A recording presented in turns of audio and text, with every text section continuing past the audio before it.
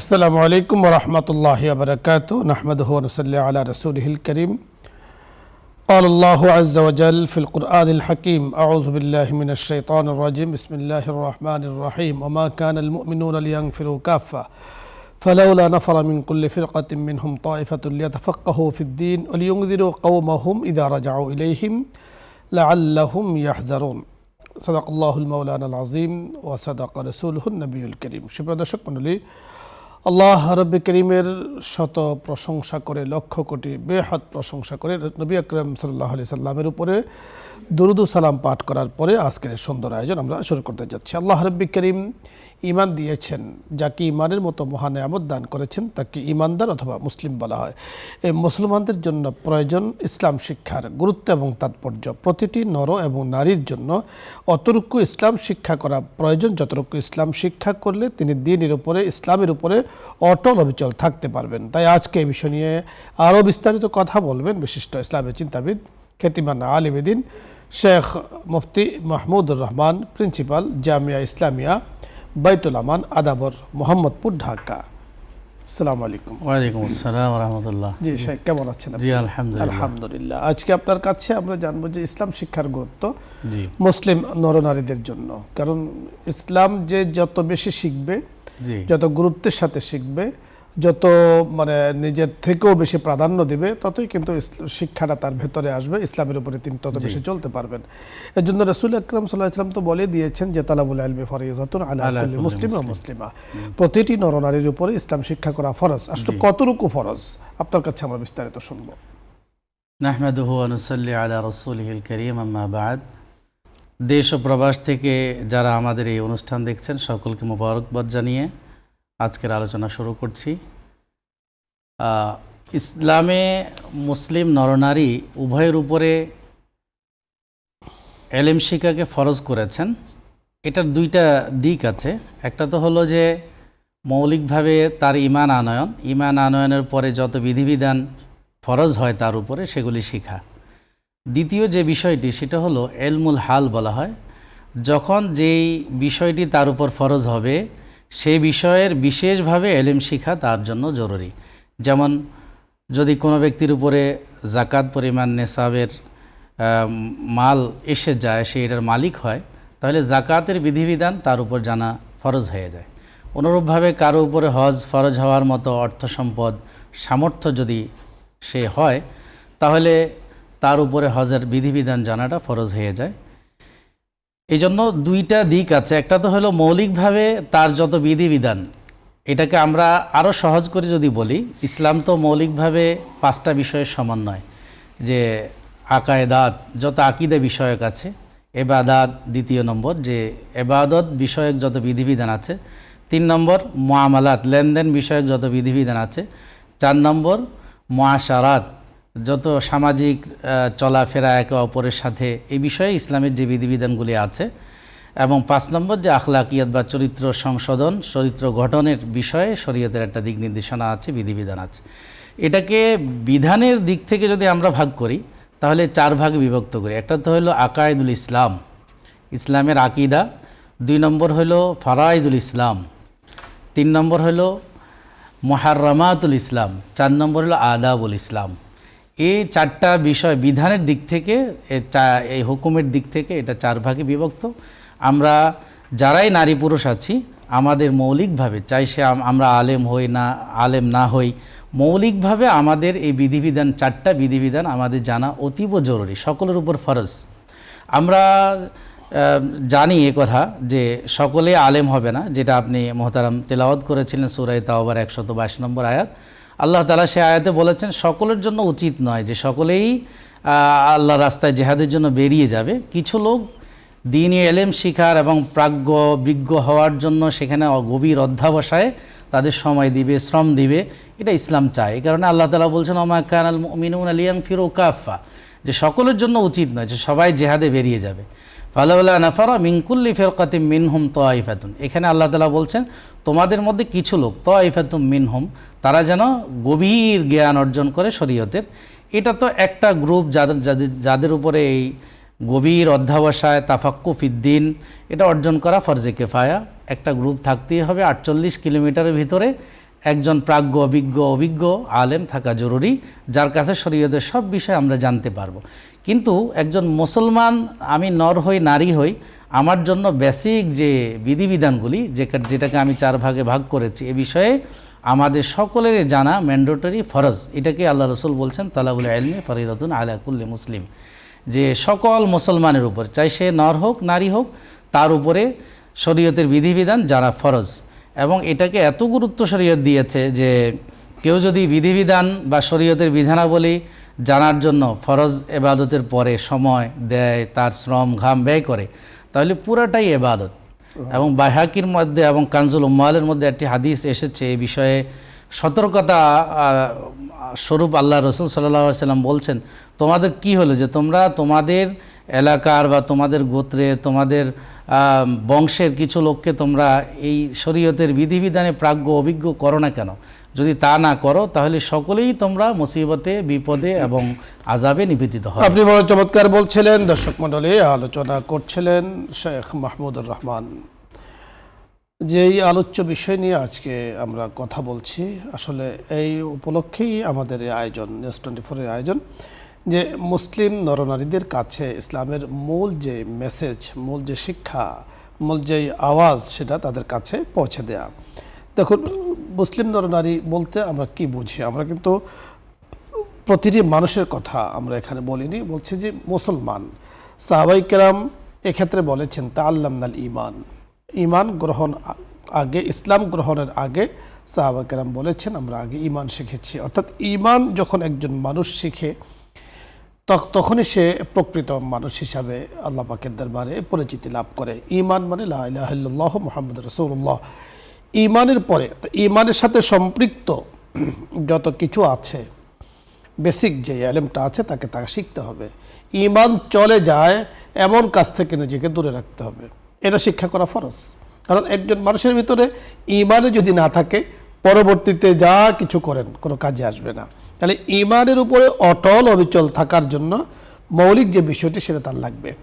যারা বলেন আল্লাযীনা ক্বালু রাব্বুনাল্লাহ সুম্মা ইসতাকামু, যারা বলেন যে আমাদের রব আল্লাহ, তার উপরে অটল অবিচল থাকেন, তাতানাজ্জালু আলাইহিমুল মালায়েকা, তাদের উপরে রহমতের ফেরেশতা আল্লাহ পাক নাজিল করে থাকেন। দর্শক মণ্ডলী, এজন্যই ইসলাম আমরার এই প্রোগ্রামে আমরা ঈমান শিক্ষার, ইসলাম শিক্ষার আমলিয়াতের যে বিষয়গুলো আছে, সেগুলো কিন্তু আমরা এখানে আলোচনা করে থাকি, গুরুত্বের সাথে আলোচনা করে থাকি, যেন আপনাদের কাছে ইসলামের কিছু কথা আমরা পৌঁছে দিতে পারি। আলোচ্য বিষয় নিয়ে অথবা ইসলামের কোনো মাসলা মাসাইল নিয়ে যদি কোনো মাসলা বা কোনো কিছু জানার প্রয়োজন হয়, আপনি প্রশ্ন করুন, আমরা চেষ্টা করব কথা বলার জন্য। প্রথমে যেটা আছেন, আসসালামু আলাইকুম ওয়া রাহমাতুল্লাহ। দর্শক নাম বলে পরিচয় দিয়ে প্রশ্ন করুন। হ্যালো, আসসালামু আলাইকুম। ওয়ালাইকুম আসসালাম। হ্যালো, আসসালামু আলাইকুম। জি, প্রশ্ন বলুন। হুজুর, আমার 5টি প্রশ্ন আছে। বলুন। হুজুর, আমি যদি কোরআন মানে তেলাওয়াত না করে শুধু মানে পড়ি, মানে পড়তে যদি যে সিজদা আয়াত আছে, তাহলে কি সিজদা দিতে হবে হুজুর? মানে কোরআনে শুধু মানে পড়ছি। বুঝতে পেরেছি। আরেকটা প্রশ্ন হুজুর, আমি নামাজে আছি, নামাজ পড়ছি, নামাজ পড়া অবস্থায় মানে মশা যদি লাগে, তাহলে আমি সালাম ফিরানোর পর কি মশা মারতে পারবো হুজুর? আর সালাম নামাজের দিকে এদিক ওদিক তাকালে নামাজ হয় না, কিন্তু সালাম ফিরানোর পর কি এদিক ওদিক তাকানো যাবে হুজুর? আর একটা প্রশ্ন হুজুর, আপনি টিভি বলছিলেন যে বিসমিল্লাহ বলে ভাতে ফু দিয়ে ঢাকে রেখে মানে ওই খাবার খেলে মানে ইয়া হয়, তাহলে বিসমিল্লাহ 11 বার পরে কি 11 বারই ফু দিব, না 11 বার পরে লাস্টে 3 বার ফু দিয়ে ভাত ঢেকে রাখবো? আর একটা প্রশ্ন হুজুর, যে বেতের নামাজ, এশাকের নামাজ হুজুরেরা টিভির মধ্যে একবার একরকম বলে, কেউ বলে সূর্য ওঠার পরে 8-10 মিনিট পর, কেউ 15, 17, 20, 22, 23 এরকম বলে, যে সূর্য ওঠার পর এরকম বিভিন্ন রকম বলে যে এরপর পড়লে এশাকের নামাজ হবে। তাহলে এই মানে যে কোনো একটা পদ্ধতি অবলম্বন করলেই হবে হুজুর? আর আরেকটা প্রশ্ন হুজুর, আমি বেতরের নামাজ 2 রাকাত পড়ে না বসে দাঁড়ানোর পরে আবার আরেক রাকাত পড়ে হাত ছেড়ে দিই, মোনাজাতের মতো হাত করে দোয়া কুনুত পড়ি, পড়ে মানে সেইটা দিন নামাজ শেষ করি, এটা কি হবে হুজুর? আসসালামু আলাইকুম। ওয়ালাইকুম আসসালাম ওয়া রাহমাতুল্লাহ। 5টি প্রশ্ন আপনার মাধ্যমে এসেছে, আমরা কথা বলছি। প্রথম যে প্রশ্নটি করেছেন, বুঝতে পেরেছেন যে তেলাওয়াতে সিজদা যদি চলে আসে, অর্থাৎ উনি অর্থ পড়ছেন, তেলাওয়াত করছেন না, তাহলে কি ওনাকে তেলাওয়াতে সিজদা দিতে হবে? না, তেলাওয়াত না করলে তেলাওয়াতে সিজদা দিতে হবে না। অর্থাৎ তেলাওয়াতে সিজদা দেওয়ার জন্য তেলাওয়াত জরুরি, অর্থকে তেলাওয়াত বলে না, তেলাওয়াতকে তেলাওয়াত বলে। কোরআনে কারীমকে আলহামদুলিল্লাহি রাব্বিল আলামিন আর রহমানির রহিম, এই যে মূল যে আরবি, মূল যে আল্লাহ পাক যেভাবে নাজিল করেছেন ওটাকে মূলত তেলাওয়াত বলে। অর্থ পড়েন ভালো। আরেকটি প্রশ্ন করেছেন, সালাম ফেরানোর পরে এদিক সেদিক যদি কেউ তাকান এতে তো কোনো না, সমস্যা কোনো সমস্যা নেই। সালাম ফেরানোর পরে আপনার নামাজ শেষ হয়ে গেছে। অর্থাৎ আপনি সালাম ফেরানোর পরে নামাজের বাহিরে, জি, আপনি নামাজের ভেতরে না, তাহলে ভেতরে এক নিয়ম, বাহিরে আরেক নিয়ম। বাহিরের নিয়ম ভেতরে আনা যাবে না, ভেতরের নিয়ম বাহিরে করা যাবে না। অর্থাৎ আপনি নামাজের ভেতরে এদিক সেদিক তাকাতে পারবেন না, বাট সালাম ফেরানোর পরে আপনি এখন নামাজের বাহিরে আছেন, তাকাতে পারবেন। আরেকটি আমলের কথা আমাদের অনুষ্ঠানে আমরা বলেছিলাম যে বিসমিল্লাহ 11 বার পরে ভাতের মধ্যে যদি কেউ ফু দেয়, এরপরে ঢেকে রাখে, সে ভাতটা যদি কেউ খায় তো আল্লাহ তাআলা তাদেরকে ভালো বিসমিল্লাহর বারাকা দান করেন। তো 11 বার পড়তে পারেন বা আরও বেশিও পড়তে পারেন, কোনো সমস্যা নেই। এটা বুজুর্গানের দিনের একটি আমল, বুজুর্গানের দিন এর বারাকা পেয়েছেন, আপনি চাইলে আমলটি করে যেতে পারেন। জি। সূর্য ওঠার পরে ইশরাকের নামাজ, কেউ কেউ বলেছেন 10 মিনিট, কেউ 17 মিনিট, আসলে অথেন্টিক কোনটি? আসলে সূর্য উঠতে 9 মিনিটের মতো সময় লাগে, এই জন্য 10 মিনিটের পরে ইশরাক পড়তে পারবে। বুঝতে পেরেছি। তাহলে 10 মিনিটের পরে কেউ যদি 13 বলে, কেউ যদি 17 বলে, কেউ যদি 23 বলে, কোনো সমস্যা নেই। এর মধ্যে কিন্তু কোনো মানে বৈপরীত্যতা বা তাআরুজ নেই। আপনি 10 মিনিটের পরে আপনি নামাজ পড়তে পারবেন। আরেকটি প্রশ্ন আপনি করেছেন যে ভেতরের নামাজ উনি 2 রাকাত পড়ে বসেননি, দাঁড়িয়ে গিয়েছেন, পরে মোনাজাত করেছেন, দোয়া করেছেন, রাকাত শেষ করেছেন। আসলে ভিতরের ব্যাপারে যে 3টা পদ্ধতি আছে, এটা একটা পদ্ধতি। তো আমাদের দেশে যেহেতু মেজরিটি মানুষ হানাফি মাযহাবকে অনুসরণ করে, এই পদ্ধতিটা হানাফি মাযহাব সিদ্ধ নয় আর কি, মতে নয়। অর্থাৎ আপনি হানাফি মাযহাবে কিভাবে পড়বেন? হানাফি মাযহাবে আমরা দ্বিতীয় বৈঠক করব, এরপরে তৃতীয় রাকাতের জন্য উঠে রুকুতে যাওয়ার আগে আমরা তাকবীর বলে সেখানে আমরা দোয়া কুনুত পড়ে তারপরে নামাজ শেষ করব। পরের দর্শক জি, আসসালামু আলাইকুম ওয়া রাহমাতুল্লাহ। দর্শক শুনতে পেয়েছেন, প্রশ্ন বলুন।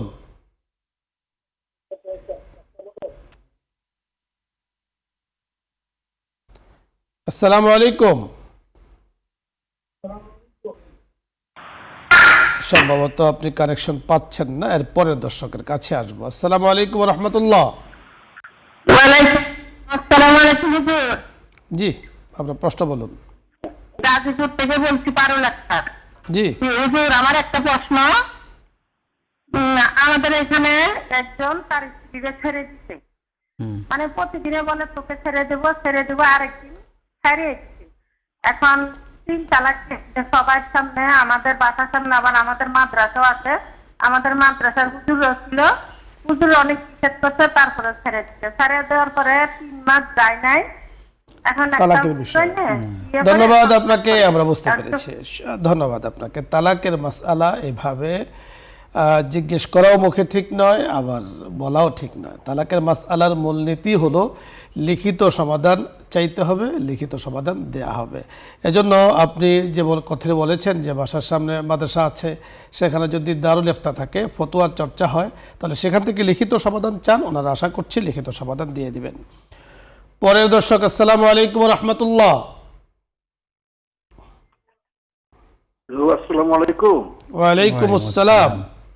হুজুর, আমি সুনামগঞ্জ ধরমপাড়া থেকে নূর বলছিলাম। জি ইয়ারুজ ভাই বলুন। হুজুর, আমার আজকে একটি প্রশ্ন, যে আমরা অনেক সময় জামাতে নামাজ পড়ার সময় দুই এক রাকাত 3 রাকাত চলে যায়, আমরা অনেকে দৌড়াইয়া যাই, ভাই বা আল্লাহু আকবার বলে রুকু সিজদা চলে যাই। এই ক্ষেত্রে সানা না পড়লে কি নামাজ হবে? হ্যাঁ, ধন্যবাদ, খুব সুন্দর একটি প্রশ্ন করেছেন, আপনাকে ধন্যবাদ। পরের দর্শক জি, আসসালামু আলাইকুম। আসসালামু আলাইকুম। ওয়া আলাইকুম আসসালাম।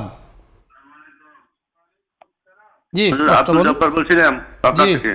জি বলুন আব্দুল জব্বার সাহেব। ধন্যবাদ। আপনাদের দুজনকে আমি একটা প্রশ্ন করবো, সেটা হচ্ছে, দেখেন, মানুষকে হেদায়েতের জন্য আমরা প্রতিনিয়ত বাংলাদেশে ইসলামিক অনুষ্ঠান হচ্ছে, বোঝা যাচ্ছে, ইসলামিক সেমিনার হচ্ছে, আপনারা টিভিতে প্রোগ্রাম করতেছেন এবং ইউটিউবে সবসময় মানুষকে হেদায়েতের জন্য আপনারা ডাকছেন। তারপরেও দেখেন বাংলাদেশে রামিসার মতো শিশু ধর্ষণ হচ্ছে, একজন মা কবে যে মরছে বলারই উপায় নাই তাদের সন্তান থাকছে। এগুলো বড় দুঃখজনক বিষয়। কি করলে এই জিনিসটাকে মানে মানুষকে আরো উন্নততর করলে জি, হেদায়েতের ধন্যবাদ। ফিরিয়ে আনা অত্যন্ত যায়। সুন্দর একটি প্রশ্ন একটু ভালো করেছেন। করে বলবেন, আমি বোঝাতে পারছি আপনাকে ধন্যবাদ আব্দুল জব্বার সাহেব। দুটো প্রশ্ন আমরা পেয়েছি। দর্শক মণ্ডলী, আমরা কথা বলছি, সময় থাকলে আবারও আসবো আপনাদের কাছে। যে প্রশ্নটি করেছেন, বুঝতে পেরেছেন, নামাজের যে প্রশ্নটি। জি, বিষয়টা হলো যে উনি যদি এসে রুকুতে পান তাহলে তো অবশ্যই ওটা কাউন্ট হবে, ওই রুকুটা মানে রাকাত হিসাবে কাউন্ট হবে। সানা তো যেহেতু একটা সুন্না মুস্তাহাব আমল, এটা না করলে নামাজের কোনো সমস্যা নেই। মানে সানার যে শরীয়ী বিধান তা হলো মুস্তাহাব, ভালো একটা কাজ। তো সানা যদি কেউ পড়ে, দৌড়িয়ে এসে উনি তাকবীর বেঁধেছেন, রুকুতে গিয়েছেন, ইমাম সাহেবকে রুকুতে পেয়েছেন, তাসবিহাত পাঠ করছেন ইমাম সাহেবের সাথে, এই রাকাত ওনার ধরা হবে। সানার জন্য নামাজের তেমন একটা সমস্যা হবে না, পড়তে পারলে ভালো। যদি উনি সময় পান তাহলে সেদিকে পড়বেন। আর তা সানা পড়তে গিয়ে যেন রুকু ছুটে না যায় সেদিকেও খেয়াল রাখতে হবে। আরেকটি প্রশ্ন করেছেন আব্দুল জব্বার সাহেব, মানুষের হিদায়তের জন্য অনেকগুলো প্রোগ্রাম দেশে আছে, ওলামায়ে কেরাম হাতে নিয়েছেন আলহামদুলিল্লাহ। তো উনি বলছেন যে তারপর তো হিদায়ত হচ্ছে না, আর কি করা যায়? খুব গুরুত্বপূর্ণ প্রশ্ন উনি করেছেন। আসলে হেদায়েতের জন্য যে আল্লাহ এবং রাসূল পদ্ধতি অনুসৃত পথ, সেটা তো হলো যে কোনো বুজুর্গ আল্লাহওয়ালার কাছে যে হেদায়েত গ্রহণ করা, মুত্তাকি হওয়া, বা কোরআনে কারীম সরাসরি পড়ে সেখান থেকে সে এলেম অর্জনের মাধ্যমে তার নফস এবং প্রবৃত্তিকে সে শুধরিয়ে আল্লাহর প্রকৃত বান্দা হওয়া, যেটা আমরা একটু আগে আলোচনা করেছিলাম যে আখলাকিয়াত, চরিত্র সংশোধন। যদি আমরা নামাজ পড়ি, সাথে সাথে যদি এই উত্তম চরিত্র গঠন করি, তাহলে ইনশাআল্লাহ এই সমস্ত বিষয়গুলি বিদরিত। আপনি চমৎকার বলছিলেন। দেখুন, আমি শেখ আপনার সাথে একটু অ্যাড করতে চাই যে একজন মানুষ হেদায়েত যে শব্দটি বলেছেন, হেদায়েতের অর্থ আসলে দুই ধরনের। এক ধরনের হলো হেদায়েত, মানে হলো আল্লাহ পাক যাকে একেবারে ইসলামের উপরে নিয়ে এসেছেন, যাকে ঈসা আলাইহিল মতলুব বলা হয় মান্তিকিনদের পরিভাষায়, উসুলিয়িনদের পরিভাষায়। আরেকটি হলো ইরাআতে তরিক, রাস্তা দেখানো। অর্থাৎ একটা হলো গন্তব্যস্থলে পৌঁছে দেওয়া, আরেকটা হলো গন্তব্যস্থলে পৌঁছানোর রাস্তা দেখানো। আমরা যারা ওলামায়ে কেরাম এই দেশের মধ্যে সেমিনার, সিম্পোজিয়াম, অনুষ্ঠান, ইসলামিক প্রোগ্রাম করে যাচ্ছেন, ওয়াজ ও নসিহাতের মাধ্যমে, মাদ্রাসা প্রতিষ্ঠা ইত্যাদির মাধ্যমে, সকল কিছুর মূল হলো রাস্তা দেখানো, একজন মানুষকে হেদায়েতের পথে, শান্তির পথ দেখানো। আর হেদায়েতের মালিক আল্লাহ রাব্বুল কারীম, যার জন্য হেদায়েত কবুল করেছেন, মঞ্জুর করেছেন, ফয়সালা করেছেন, তাকে আল্লাহ তাআলা হেদায়েত দান করবেন। সেটা হলো হেদায়েতের প্রথম অর্থটা, অর্থাৎ গন্তব্যস্থলে পৌঁছানোর মালিক হলো আল্লাহ তাআলা। দেখুন, আল্লাহ তাআলা পবিত্র কোরআন হাকিমে রাসূলকে বলেছেন, ইন্নাকা লা তাহদি মান আহবাবতা ওয়ালাকিন্নাল্লাহা ইয়াহদি মান ইয়াশা। আল্লাহ তাআলা রাসূলকে বলেছেন, যাকে ইচ্ছা আপনি চাইলে হেদায়েত করতে পারবেন না, আল্লাহ যাকে চান তাকে হেদায়েত করতে পারবেন। আল্লাহ তাআলা হেদায়েত করেন, যার কারণে রাসূল দোয়া করেছেন হযরত ওমর রাদিয়াল্লাহু তাআলা আনহুর হেদায়েতের জন্য, আবু জাহেলের হেদায়েতের জন্য। আল্লাহ পাক হযরত ওমরেরটা কবুল করেছেন, আবু জাহেলেরটা কবুল করেননি। তার মানে হেদায়েতের মূল মালিক কিন্তু আল্লাহ তাআলার হাতে। আমরা দোয়া করতে পারি, আমরা চেষ্টা করতে পারি, রাস্তা দেখাতে পারি, যেটা আমাদের দায়িত্ব। বাকি মূল কাজ যেটা আল্লাহ তাআলার। ধন্যবাদ। পরের দর্শক, আসসালামু আলাইকুম।